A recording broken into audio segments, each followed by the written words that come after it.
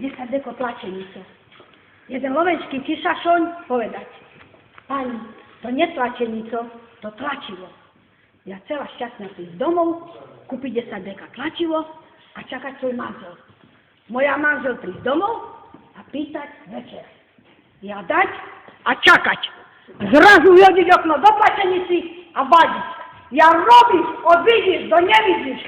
A nezalúžiš na jedno deko pečený kačica. A tak na druhý deň ja rozhodnúť ísť na bazén, utopiť seba, slnko páliť a vodu kúpať. Plávam na bazén a jedno malé chlapča kričí: Apuka, divák, na bazén pláva 20-metrový ženský prd.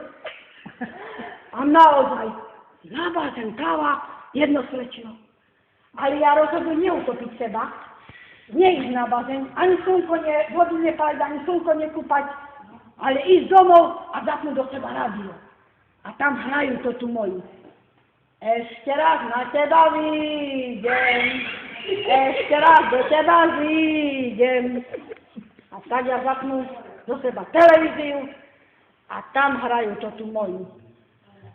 Počúraná bývam, keď na husiach mi hráš, alebo to tu. Letelo vtáča nad nami, vysoko do zeme. A tak skončil môj príbeh.